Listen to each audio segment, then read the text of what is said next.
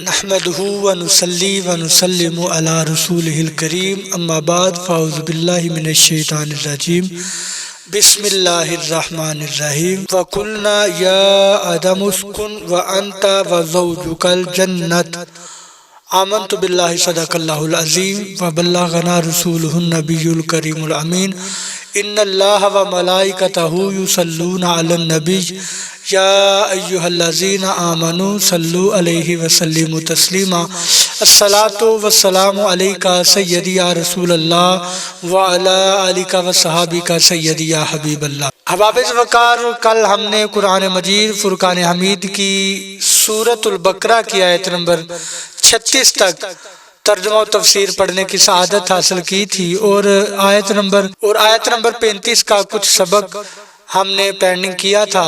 انشاءاللہ آج وہ پڑھنے کی سعادت حاصل کریں گے۔ تمام احباب کی خدمت میں گزارش ہے کہ آپ ہمارے یوٹیوب چینل نعمت اسٹوڈیو کو سبسکرائب کریں، لائک کریں، اپنے دوستوں کے ساتھ شیئر کریں اور کمنٹ باکس میں اپنے خیالات کا اظہار لازمی کریں۔ چلتے ہیں اپنے سبق کی طرف۔ وَلَا تَقْرَبَا، اور قریب نہ جا۔ آیت میں اصل ممانت درخت کا پھل کھانے کی ہے، لیکن اس کے لیے فرمایا کہ قریب نہ جانا۔ اس طرز خطاب سے علماء نے یہ مسئلہ نکالا ہے کہ اصل فعل کے ارتکاب سے بچانے کے لیے اس کے قریب جانے سے بھی روکنا چاہیے۔ جیسے بچے کے سیڑھیوں سے گرنے کا اندیشہ ہوتا ہے تو اسے صرف سیڑھیوں پر کھڑا ہونے سے منع نہیں کرتے بلکہ سیڑھیوں کے قریب بھی جانے نہیں دیتے۔ اسی طرح 20 کاموں میں علماء کرام اسی اندیشے سے منع فرماتے ہیں۔ کوئی فعل بذات خود منع نہیں ہوتا، لیکن اگر لوگ اس کے قریب جائیں گے تو ممنوع کا ارتکاب کر بیٹھیں گے۔ جیسے عورتوں کو قبرستان جانے سے منع کرنے میں یہی حکمت ہے۔ اسی سے پیر اور مشائخ کے فعل کا استدلال ہو سکتا ہے کہ وہ مریدوں کی تربیت کے لیے بعض اوقات کسی جائز کام سے بھی روک دیتے ہیں، کیونکہ وہ جائز کام کسی برائی تک پہنچنے کا ذریعہ بن سکتا ہے۔ فَتَكُونَ مِنَ الظَّالِمِينَ، ورنہ تم زیادتی کرنے والوں سے ہو جاؤ گے۔ ظلم کا معنی ہے کسی شے کو اس کی اپنی جگہ کے علاوہ کسی اور جگہ رکھنا، اور یہاں آیت میں ظلم خلاف اولا کے معنی ہیں۔ انبیاء کرام علیہ السلام کو ظالم کہنے والے کا حکم، یاد رہے کہ انبیاء کرام علیہ السلام کو ظالم کہنا گستاخی اور توہین ہے، اور جو انبیاء کرام علیہ السلام کو ظالم کہے وہ کافر ہے۔ اللہ تعالیٰ مالک اور مولا ہے، وہ اپنے مقبول بندوں کے بارے میں جو چاہے فرمائے، کسی دوسرے کی کیا مجال وہ انبیاء کرام علیہ السلام سے متعلق کوئی خلاف ادب کلمہ زبان پر لائے اور اللہ تعالیٰ کے اس طرح کے خطابات کو اپنی ضرورت و بے باکی کی دلیل بنائے۔ اس بات کو یوں سمجھیں کہ بادشاہ کے ماں باپ بادشاہ کو ڈانٹیں اور یہ دیکھ کر شاہی محل کا ذمہ دار بھی بادشاہ کو انہی الفاظ میں ڈانٹنے لگے تو اس احمق کا کیا انجام ہوگا۔ ہمیں تو انبیاء کرام علیہ السلام اور محبوبان خدا کی تعظیم و توقیر اور ادب و اطاعت کا حکم دیا گیا ہے، اور یہاں ہم پر یہی لازم ہے۔ انبیاء علیہ السلام کی عصمت کا بیان۔ یہ بھی یاد رہے کہ انبیاء کرام علیہ السلام معصوم ہوتے ہیں اور ان سے کوئی گناہ سرزد نہیں ہوتا۔ ان کے معصوم ہونے پر 20 دلائل ہیں، یہاں صرف 3 دلائل درج کیے جاتے ہیں۔ انبیاء کرام علیہ السلام اللہ تعالیٰ کے چنے ہوئے اور مخلص بندے ہیں، جیسا کہ اللہ تعالیٰ نے حضرت ابراہیم، حضرت اسحاق اور حضرت یعقوب علیہ السلام کے بارے میں واضح طور پر ارشاد فرمایا، بے شک ہم نے انہیں ایک کھری بات سے چن لیا، وہ اس آخرت کے گھر کی یاد ہے۔ اور حضرت یوسف علیہ السلام کے بارے میں ارشاد فرمایا، بے شک وہ ہمارے چنے ہوئے بندوں میں سے ہے۔ اور جو اللہ تعالیٰ کے مخلص بندے ہیں، شیطان انہیں گمراہ نہیں کر سکتا، جیسا کہ اس کا یہ اعتراف خود قرآن مجید میں موجود ہے۔ اس نے کہا، تیری عزت کی قسم، ضرور میں ان سب کو گمراہ کر دوں گا مگر جو ان میں تیرے چنے ہوئے بندے ہیں۔ اس سے معلوم ہوا کہ انبیاء کرام علیہ السلام پر شیطان کا داؤ نہیں چلتا کہ وہ ان سے گناہ یا کفر کرا دے۔ دوسرا، گناہ کرنے والا مذمت کیے جانے کے لائق ہے، جبکہ انبیاء کرام علیہم السلام کے بارے میں اللہ تعالیٰ نے مطلقاً ارشاد فرما دیا کہ اور بے شک وہ ہمارے نزدیک بہترین چنے ہوئے بندوں میں سے ہے۔ تیسرا، انبیاء کرام علیہم السلام فرشتوں سے افضل ہیں، اور جب فرشتوں سے گناہ صادر نہیں ہوتا تو ضروری ہے کہ انبیاء کرام علیہم السلام سے بھی گناہ صادر نہ ہو، کیونکہ اگر انبیاء کرام علیہم السلام سے بھی گناہ صادر ہو تو وہ فرشتوں سے افضل نہیں رہیں گے۔ فَتَلَقَّى آدَمُ مِن رَبِّهِ كَلِمَاتٍ فَتَابَ عَلَيْهِ إِنَّهُ هُوَ التَّوَّابُ الرَّحِيمُ۔ پھر سیکھ لیے آدم نے اپنے رب سے کچھ کلمے تو اللہ نے اس کی توبہ قبول کی، بے شک وہی ہے بہت توبہ قبول کرنے والا مہربان۔ فَتَلَقَّى آدَمُ مِن رَبِّهِ كَلِمَاتٍ، بے شک آدم نے سیکھ لیے اپنے رب سے کچھ کلمات۔ حضرت آدم علیہ السلام نے اپنی دعا میں یہ کلمات عرض کیے، ربنا ظلمنا انفسنا وان لم تغفر لنا وترحمنا لنکونن من الخاسرین۔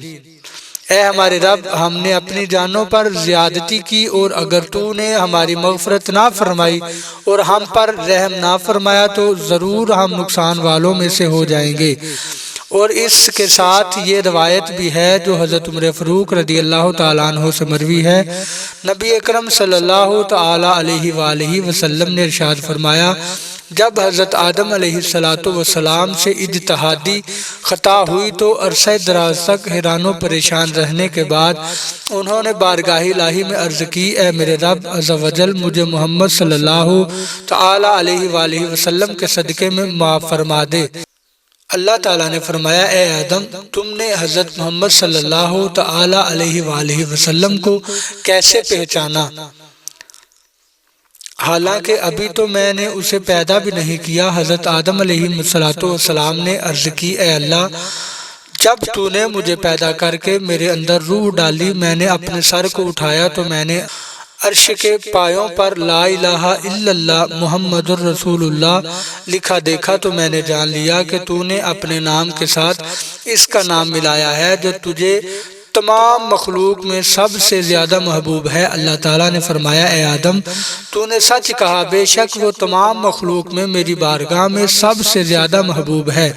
تم اس کے وسیلے سے مجھ سے دعا کرو، میں تمہیں معاف کر دوں گا، اور اگر محمد صلی اللہ تعالیٰ علیہ وآلہ وسلم نہ ہوتے میں تمہیں پیدا نہ کرتا۔ بارگاہ الہی کے مقبول بندوں کے وسیلوں سے دعا مانگنا جائز ہے۔ اس روایت سے یہ بھی ثابت ہے کہ مقبولان بارگاہ کے وسیلے سے کہ فلاں اور بجائے فلاں کے الفاظ سے دعا مانگنا جائز اور حضرت آدم علیہ السلام کی سنت ہے۔ یہ یاد رہے کہ اللہ تعالیٰ پر کسی کا حق واجب نہیں ہوتا، لیکن وہ اپنے مقبولوں کو اپنے فضل و کرم سے حق دیتا ہے، اور اسی فضل و کرم والے حق کے وسیلہ سے دعا کی جاتی ہے۔